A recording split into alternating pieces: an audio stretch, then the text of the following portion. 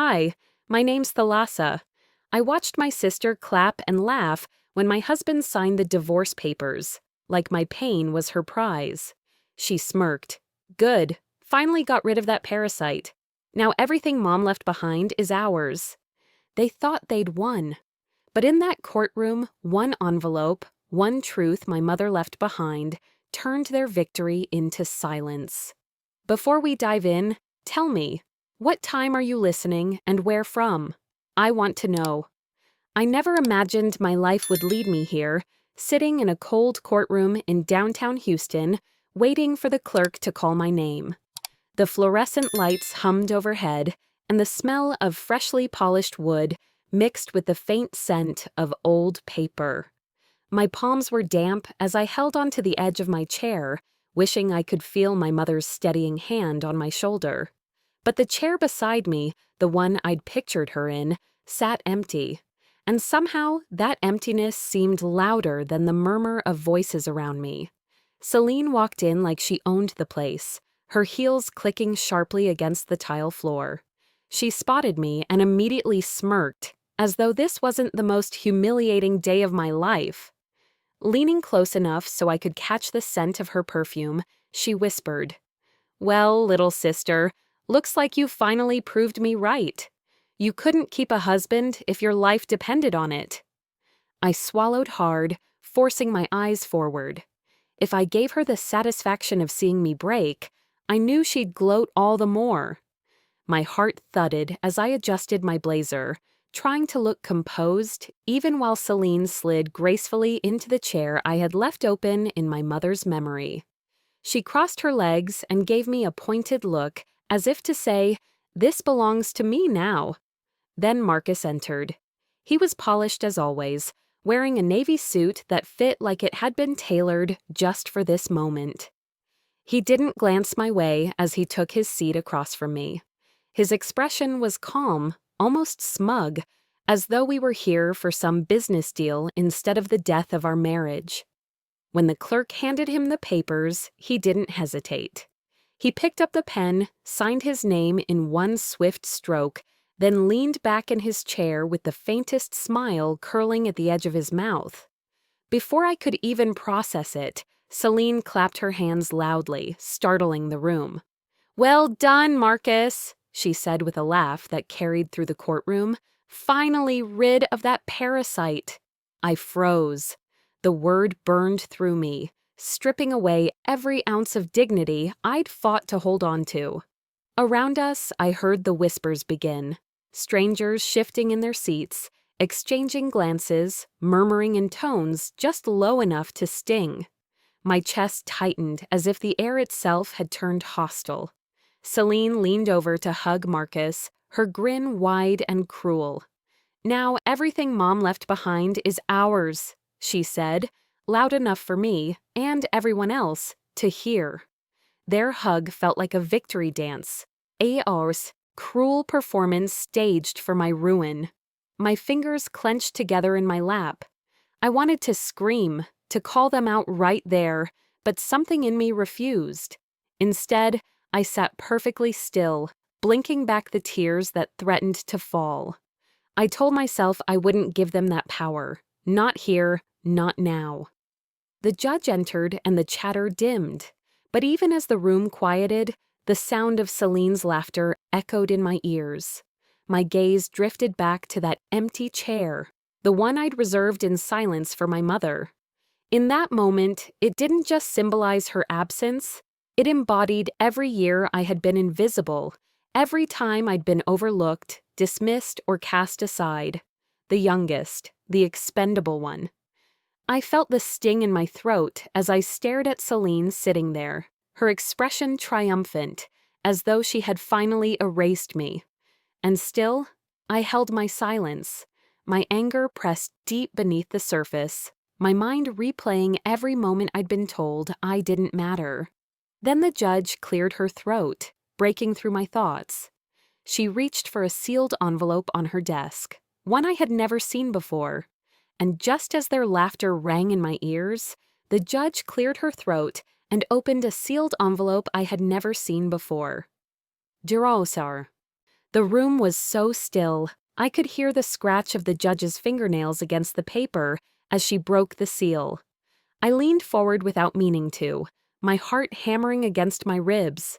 The laughter that had just filled the air seemed to vanish into a silence so thick I could almost taste it. Judge Patricia Riss adjusted her glasses and studied the envelope carefully before pulling out a folded document. Her expression shifted into something I couldn't quite read, a mix of surprise and gravity. She cleared her throat again, and the faint echo rolled through the courtroom like a warning bell. Beside me, Celine leaned toward Marcus, her lips barely moving. "Probably just some formalities," she whispered with a smirk. "We've already won." Her confidence was as sharp as ever, but I noticed the tiniest flicker in her eyes. A flash of uncertainty she tried to cover with a smile. Judge Riss looked up, her voice steady but commanding. "This envelope contains the last will and testament of Eleanor Crowell." The words made my stomach twist. Mom's handwriting was unmistakable on the front, and seeing it here felt like being touched by her from beyond the grave. My breath caught as I realized I had never seen this particular document before. The judge began to read aloud. "I, Eleanor Crowell, being of sound mind and body, do hereby declare this as my final will. To my youngest daughter, Thalassa Crowell, I leave the entirety of my estate." Gasps broke through the silence. The air shifted instantly, a ripple of disbelief spreading across the courtroom. My ears rang as though the words themselves had struck a bell deep inside me. I turned just in time to see Celine's face lose all its color. Her smirk faltered, her lips parting as if to speak, but nothing came out. Marcus stiffened in his chair, his confident posture suddenly rigid, his jaw clenching so hard I thought his teeth might crack. The sound of papers rustling from the attorney's table snapped me back. Margaret Willis, my lawyer, adjusted her blazer and stood, her movements calm, deliberate. She gave me the faintest nod before presenting a set of supporting documents to the clerk. I couldn't stop the memory that pushed forward. Celine years ago, arms crossed, sneering down at me in our kitchen. "Mom always spoiled you. You were the useless baby of the family. Don't fool yourself. She loved me more." Those words, so cruel back then, echoed against this new reality. The weight of them pressed into my chest, only this time, instead of feeling crushed, I felt something shift, like a thread had finally snapped after being pulled too tight for too long. I let my eyes drift toward that empty chair again. Earlier it had mocked me, a reminder of absence, but now it looked different. It felt less like exclusion and more like a promise, a silent assurance that I still belonged, that Mom had never forgotten me. Judge Riss continued reading, her voice even, unwavering. "This decision is final and binding. No other names are mentioned in this testament." The courtroom buzzed again, low voices rising like a restless tide. Celine's fingers tightened on the armrest of her chair, knuckles white.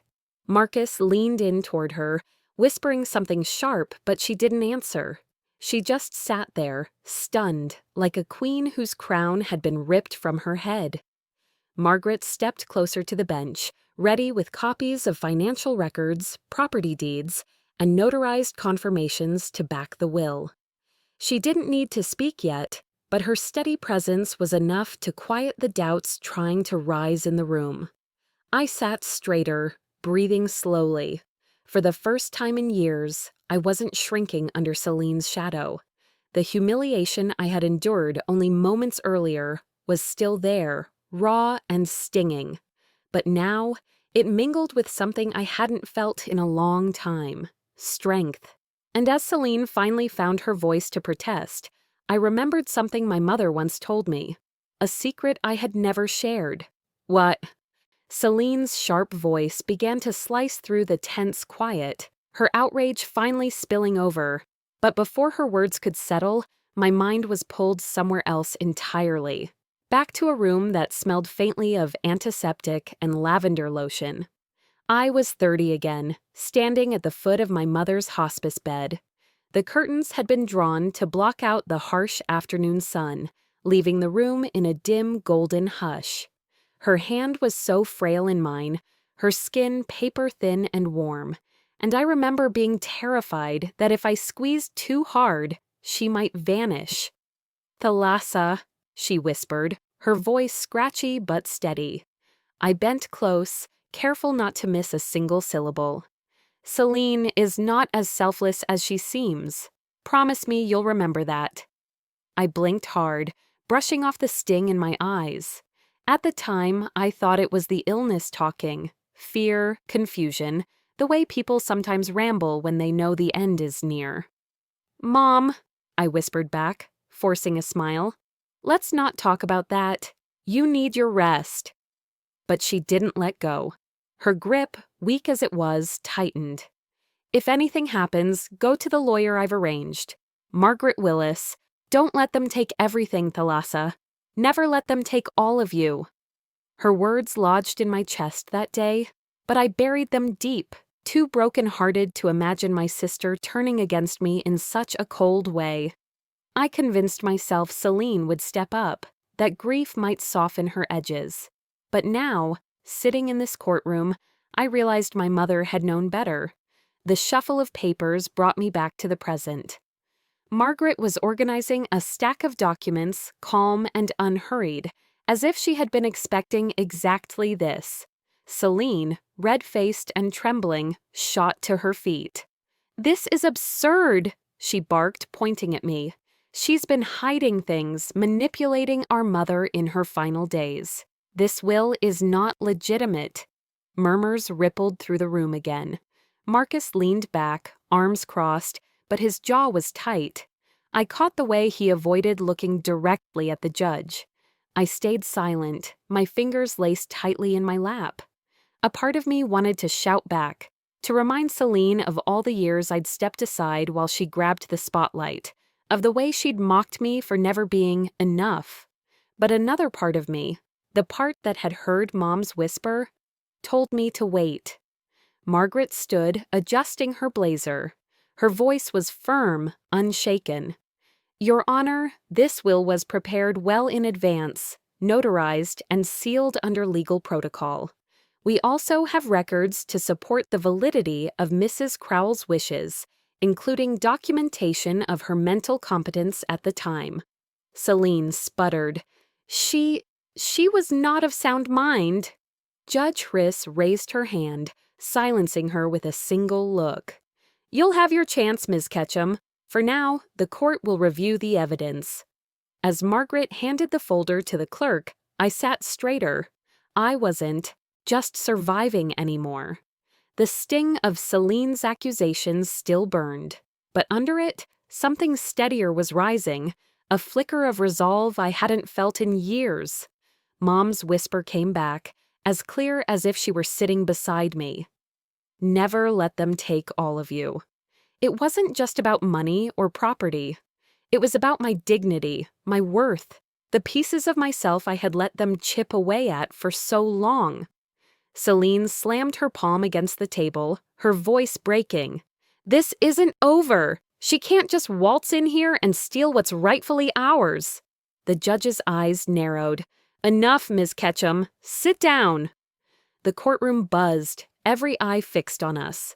I felt the empty chair's presence again, no longer mocking, but almost protective, as if Mom herself had claimed it for me. I drew in a steady breath. The ache in my chest was still there, but so was something else. Strength, small but growing. And just as Margaret opened the folder with our evidence, Marcus leaned toward Celine and said something that made my blood freeze. Marcus leaned toward Celine, his voice low but not low enough. "If this goes sideways, we take her down with us." The words slid under my skin like a cold blade. I froze, every muscle screaming to react, but I kept my face carefully composed. The judge's eyes were still on us, pen poised over her notes. I couldn't afford to give either of them the satisfaction of seeing me break. Celine's lips curled into a smirk, and she leaned just slightly toward him. "Relax," she whispered, though her tone was anything but soothing. "She's always been too soft to fight back. We'll crush her before she even realizes what's happening." I forced my hands to remain steady, though I could feel them trembling beneath the table. Margaret, ever perceptive, slid a small piece of paper across to me without looking up. On it, in her precise handwriting, were 3 words: "Stay calm. Trust the plan." The paper anchored me. My breathing slowed, and I reminded myself that this wasn't just about them anymore. It was about the promise I'd made to my mother and the part of myself I refused to let Celine strip away. Still, their words pulled me backward. Back to moments I had tried so hard to bury. I was 8 again, standing at the kitchen counter as Celine blew out her birthday candles. She had insisted I stand behind her, away from the camera. "You'll ruin the picture if you stand up front," she'd said, her smile wide for the guests, while her eyes cut through me like glass. Or I was 23, standing in black at Mom's funeral. Celine had grabbed the microphone before I could even stand. "I'll speak for the family," she announced, brushing past me as if I were a stranger. I'd sat back down, heart pounding, listening to her tell a story that erased me completely. And now, here we were, in a courtroom where she tried to erase me once more. The judge cleared her throat, breaking my spiral. "Mr. Veyron, you said you had additional documents?" Marcus stood, smoothing the front of his tailored suit.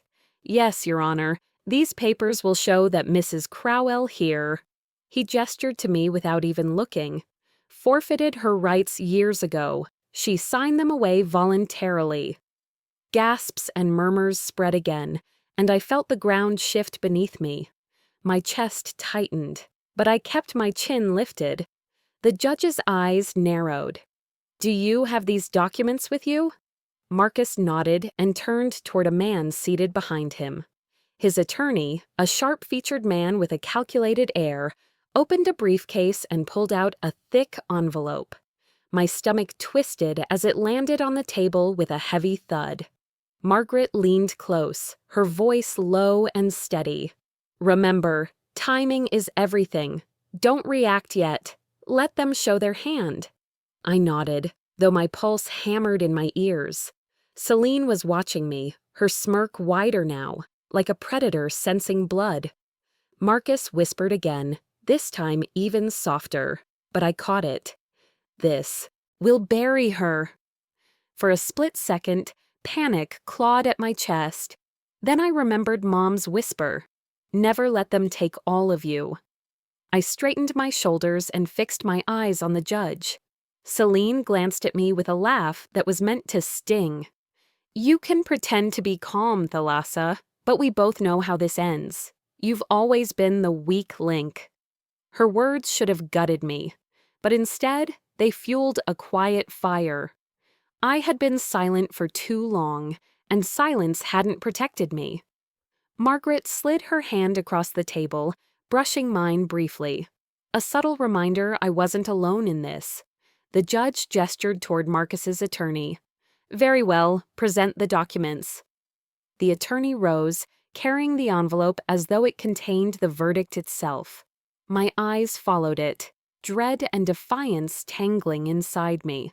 And as he slid the contents across the table, my breath caught. On the top page, in dark ink, was my own signature. Ouarsard. The envelope landed on the polished wood with a weight that made the entire table seem to shift. My eyes locked on the top page, and my heart sank. There it was, my own signature, bold and undeniable. Marcus leaned back in his chair, folding his hands with smug satisfaction. Celine slid her fingers over his, her nails clicking lightly against his knuckles as if sealing their victory. She tilted her head toward me, her smile sharp enough to cut glass. The fluorescent lights above hummed, far too bright, making the ink on the page gleam as if mocking me. My chest tightened. My mind spiraled back to that night years ago, sitting at our kitchen table while Marcus slid a stack of papers toward me. "It's just mortgage paperwork, sweetheart," he'd said, his voice calm, almost tender. He poured me a glass of wine, set it at my elbow. "You trust me, don't you?" I had nodded then, eager to be a good wife, eager to keep the peace. I signed where he pointed without asking questions. I remember laughing lightly when he kissed the top of my head and said, "You'll thank me later." Now, staring at the page in front of me, my stomach twisted. I could almost hear the pen scratching again, sealing my own betrayal. The judge lifted her gaze, her expression unreadable. "Mrs. Crowell," she said, voice firm but not unkind, "do you acknowledge this signature as your own?" My lips parted, but no words came. My throat felt parched, the air in the room too heavy. Finally, I whispered, I didn't know." Celine's smirk widened. She leaned just enough for the entire courtroom to hear her remark. "Ignorance doesn't change the law, little sister." The words echoed inside me, louder than the shuffle of papers or the murmurs from the gallery. Heat burned at the back of my neck, and I wanted nothing more than to disappear. Whispers spread through the room, sharp and biting, each one a reminder that I had let myself be fooled. Again. Marcus gave a low chuckle, leaning closer to Celine. "Told you," he murmured. My hands shook as I pressed them into my lap, trying to ground myself. Margaret, steady as always, placed her hand over mine.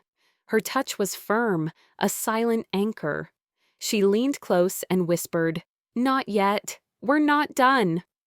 I wanted to believe her, but shame drowned out everything else. Maybe Celine was right. Maybe I had always been too naive, too soft. Maybe this was who I was. The baby of the family, always an afterthought, always trusting the wrong people. My mind screamed at me. How could you have been so blind? I remembered Mom, frail in that hospice bed, her hand clutching mine with a strength that surprised me. Her voice had been faint, almost a whisper. "Never let them take all of you." The words used to feel like armor. Now they felt distant, slipping through my fingers like sand. The judge tapped her pen against the table. "Mrs. Crowell?" I swallowed hard.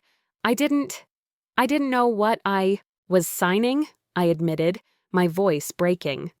Gasps filled the courtroom again. Celine tilted her head, feigning pity. "You really should have paid more attention," she said sweetly, her voice dripping poison. Marcus smirked, adding, "A woman who can't even manage her own signature has no business handling an estate like this." The shame was suffocating. My shoulders sagged under the weight of their words, of my own mistakes. For a moment, I truly considered giving up, letting them take it all, walking out of this courtroom and never looking back. But Margaret's hand squeezed mine again, steady, unyielding. I looked at her, and she gave a small, firm nod. "Hold on," she whispered. The judge leaned forward. "This court will review the authenticity of these documents," she said, her tone sharp. Marcus's attorney spread the pages neatly, as if arranging evidence for a museum exhibit. "You'll find every one of them bears her signature, Your Honor," he said confidently. Celine leaned back, crossing her legs with satisfaction. "This is over," she muttered under her breath, just loud enough for me to hear. I wanted to scream, to fight, but my voice felt locked away. All I could do was stare at the page, at the ink that threatened to erase every part of me. And then, just as I was about to surrender, Margaret slid a sealed envelope across the table. One I had never seen before. Just as I was about to give up, Margaret slid a sealed envelope across the table. One I had never seen before. My fingers hesitated above it, trembling as though the paper might burn me. The courtroom seemed to blur around me. the murmur of voices fading until all I could hear was the pounding of my own heartbeat. It was my mother's handwriting. I'd know it anywhere. That steady, careful script, written even when her hands had grown frail. I swallowed hard, tracing the familiar loops of her letters without opening it yet. A spark of hope lit in my chest, fragile but alive. Margaret leaned in, her voice low enough for only me to hear. "Open it! Now!" I tore the flap, careful not to draw too much attention, though Marcus's eyes followed every move. Inside, a notarized statement lay folded beside a stack of bank documents. The sight made my breath hitch. The statement was clear, the ink crisp, as though waiting for this very moment. Any signatures I'd provided regarding the estate, without full disclosure of their contents, were to be considered null and void. My mother had anticipated this. She had prepared for Celine and Marcus. A lump rose in my throat. She had known they'd try to twist me into signing something I didn't understand. She had left me a lifeline. I glanced up, and Marcus was watching me, suspicion flickering in his eyes. He leaned close to Celine, his lips barely moving. "What's she got now?" Celine's smirk faltered, though she covered it quickly with a dismissive laugh. "Bluff. That's all she's ever had." Margaret caught the exchange, her expression unreadable as she stood. "Your Honor, may I request a brief recess to review newly surfaced documents critical to this case?" Judge Hriss arched an eyebrow, her pen pausing mid-tap against the desk. She studied me for a long moment before nodding. "Granted. 10 minutes." The gavel struck lightly, and the courtroom erupted into hushed speculation. People leaned toward one another, whispering as Celine and Marcus stood. I felt their eyes on me as I rose, clutching the envelope like a shield. In the hallway outside, the noise of the crowd dimmed, replaced by the echo of footsteps against marble floors. I barely had time to steady myself before Celine stepped in front of me, her arms folded, her eyes glinting with the same cruel confidence she'd worn all morning. "You think a piece of paper changes anything?" she sneered. "You've always been nothing, Thalassa. A burden, a shadow. Don't fool yourself into thinking this makes you equal." The old me would have lowered my head, let her words sink in until they became truth. But I didn't look away this time. I lifted my chin and met her gaze. My voice came steadier than I felt. "We'll see." For a moment, just a flicker, her smirk cracked. Marcus joined her, his hand brushing against her elbow as if to steady her. He leaned in, his voice low but sharp enough for me to catch. "She's bluffing. Don't let her rattle you." Margaret stepped between us, her tone even but edged with steel. "Save it for the judge." Back inside, the courtroom buzzed louder than before. People shifted in their seats, eyes darting between me, Celine, and Marcus. I slid into my chair, gripping the envelope as though it carried more than documents, as though it carried my mother's voice itself. The judge returned, adjusting her glasses. "We will reconvene," she announced, her gavel striking once more. I glanced at Margaret. She gave a small, confident nod and whispered, "Trust me." The tension was thick enough to choke on. My pulse raced as Margaret stood, the envelope in her hands now, its weight no longer mine to bear alone. The judge tapped her gavel, and Margaret rose with the envelope in hand, ready to shatter everything they had built. I sat a little straighter, no longer trembling, my palms flat on the table to steady myself. The late afternoon light streamed through the tall windows, spilling across the polished wood and making the dust motes dance in the still air. Margaret cleared her throat. "Your Honor, I submit into evidence a notarized statement accompanied by certified bank documents. They prove that my client, Thalassa Crowell, was intentionally misled regarding the nature of the papers she was made to sign." The judge adjusted her glasses, motioning Margaret forward. My heart pounded as the documents were handed over. Patricia Hriss read in silence, her expression unreadable, though her brow creased slightly. Then she looked directly at Marcus. "Mr. Veyron, did you disclose the true nature of these documents to your wife at the time she signed them?" The silence was deafening. Marcus opened his mouth, shut it again, then forced a smile that didn't reach his eyes. "Of course I did, Your Honor. She knew what she was signing. She just doesn't like the outcome." Celine leaned toward him, whispering urgently, but the judge held up a hand. "Mrs. Ketchum, you will remain silent unless addressed." I felt a strange calm wash over me as Marcus stammered through his denial. He looked nothing like the confident man who had smirked at me an hour earlier. Then Margaret nodded to the bailiff, who pressed play on a small recording device. Marcus's voice filled the courtroom, dripping with arrogance. "She signs whatever I put in front of her. It's easy. She trusts me too much. By the time she realizes what she's signed, everything will already be ours." Gasps rippled through the room. The sound seemed to echo off the walls, each breath a blow against Marcus. Celine's face turned ashen, her lips parting, but no words coming out. Marcus gripped the edge of the table so tightly his knuckles whitened, sweat glistening on his forehead. I watched them, remembering every time Celine had told me I was nothing. Every insult at family dinners, every mocking laugh when I was pushed aside. All of it felt like it was being replayed. But this time, the script had flipped. Celine's voice broke through the murmur. "Do something! Don't just sit there!"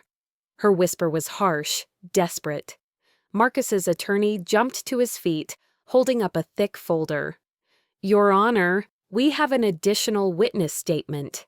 It clearly indicates that Mrs. Crowell willingly signed over her rights." Margaret turned to him, her expression as calm as ever. "May I examine that document?" The judge nodded, sliding the file across. Margaret flipped it open, scanning quickly, then lifted her eyes. "This," she said firmly, "is a forged affidavit. The notary listed here retired 4 years ago. The seal is counterfeit." A collective murmur surged. Through the courtroom again, louder this time. The judge's face hardened as she looked at Marcus's attorney, then at Marcus himself. "If this is verified, there will be severe consequences. Fraud in my courtroom will not be tolerated." I felt the blood rush back into my face, my lungs filling like I could finally breathe. My fingers curled against the table edge, and in my mind, I heard my mother's whisper again. "Never let them take all of you." Celine avoided my eyes, her jaw tight. Marcus shifted in his seat, beads of sweat trailing down his temple. For the first time, I saw fear etched into his features. The judge signaled for a short recess. Papers shuffled, chairs scraped, and the buzz of voices filled the air once again. As the judge ordered the recess to verify the affidavit, Celine leaned across the table, her lips barely moving. "You think this is over? I'll make sure you regret ever crossing me." Her voice was a venomous hiss, sharp enough to slice through the noise of the courtroom. For a heartbeat, fear coiled around my chest. But then I remembered the way my mother had whispered to me in her final days, "Never let them take all of you." I inhaled slowly, sat back in my chair, and met Celine's glare with a steady calm I didn't know I had. When we reconvened, the evening sun had dipped lower, staining the tall windows with a golden light that made every shadow stretch long and sharp. The air inside was heavy, each creak of the benches and shuffle of papers sounding louder than it should. Judge Hriss tapped her gavel once. "This court has verified the affidavit. It is, without question, fraudulent." A collective gasp rippled through the room. Celine shot up from her chair, her face flushed. "This is ridiculous. You've all been waiting to humiliate us. This is a setup." Her voice rose, frantic and cracking at the edges. "Sit down, Mrs. Ketchum," the judge ordered firmly. Marcus reached for her arm, his own face shining with sweat. "Celine, calm down. Yelling won't help." She yanked her arm free, glaring at him like he'd betrayed her. "I did all of this for us, Marcus. Every single thing. And now it's falling apart because of her." Her finger jabbed toward me like a weapon. "She doesn't deserve a cent of it." The judge slammed the gavel, the sharp crack silencing the courtroom. "One more outburst, and I will have you removed." Margaret, calm as ever, seized the pause. She rose, her voice steady but cutting. "Your Honor, while my opposing counsel has tried to distract with fabricated affidavits, I have here documented evidence, bank records and notarized statements, proving that Mr. Veyron and Mrs. Ketchum have been siphoning funds from my client's accounts for years." She handed the folder to the bailiff, who delivered it to the judge. The sound of shuffling papers filled the tense air. I watched as Patricia Hriss examined the documents, her expression growing grimmer with each page. The room erupted into whispers and gasps. I caught the sight of a reporter scribbling notes furiously in the back row. Marcus's face drained of color. He leaned closer to Celine, his voice tight. "What have you done?" Celine snapped back in a harsh whisper. "Don't you dare put this on me now." I finally found my voice, stronger than I expected. I turned to face them fully. "For years, you called me a parasite, but the truth is, you fed off me." The words sliced through the noise like a blade. Celine froze, her mouth opening and closing without a sound. Even Marcus dropped his gaze, unable to meet mine. The judge's voice rang out, clear and unwavering. "All assets and inheritance remain solely with Mrs. Crowell. Furthermore, the fraudulent actions brought before this court today will be referred for criminal investigation." The sound in the room swelled again. Shock, whispers, the hurried scratching of pens on notepads. Celine's face twisted, her fury plain for everyone to see. She looked at me as if she could set me on fire with her eyes. Security stepped forward, but before they could reach her, Celine leaned across the table one last time, her voice low and sharp as broken glass. "You think you've won? You don't even know the whole truth." Celine's face twisted in rage as security closed in. She jerked free of one officer's hand and leaned across the table, her eyes boring into mine. "Mom never wanted you to know the whole truth," she spat, her voice cutting through the courtroom's buzz like a blade. For a second, the words hung in the air, heavy and poisonous, meant to plant doubt in my chest. I felt the eyes of the entire room shift toward me, waiting to see if I would crumble. But Celine had nothing else. No proof, no documents, no witnesses, just venom. The judge leaned forward, unimpressed. "Do you have evidence to support that claim, Mrs. Ketchum?" Celine's lips parted, but nothing came. Only silence, broken by her own uneven breath. Judge Hriss's gavel struck with finality. "This court recognizes Thalassa Crowell as the sole inheritor of her late mother's estate. This case is closed." The words washed over me like a tide, steady and unstoppable. Celine shrieked as security finally took her by the arms. "You think you've won? You'll regret this. You'll see." Her voice echoed against the tall windows as they dragged her toward the exit. Marcus stayed seated, his head bowed, his hand limp on the table. He didn't look at me once. The man who had smirked so confidently hours earlier now looked hollow, as though the weight of his lies had finally crushed him. I didn't feel triumph, no rush of victory, just release, like a rope had been cut from around my throat after years of pulling tighter. Margaret touched my shoulder gently, leaning down so only I could hear. "You did it. Your mother knew you'd be strong enough to carry this day." I swallowed, nodding, my eyes drifting to the judge's bench as she gathered her notes. For a moment, I thought of the empty chair I had noticed when I first walked in this morning. Back then, It had felt like proof I was alone, excluded, an afterthought. Now, in my mind's eye, I saw it differently, not empty, not anymore. As I gathered my things, I whispered softly, "Not empty anymore, Mom. I see it now." Walking out of the courtroom, the cool evening air hit me like a blessing. The sun was setting, casting streaks of orange and pink across the Houston sky. People still lingered on the courthouse steps, reporters, curious onlookers, even a few faces I didn't recognize. But their stares didn't matter anymore.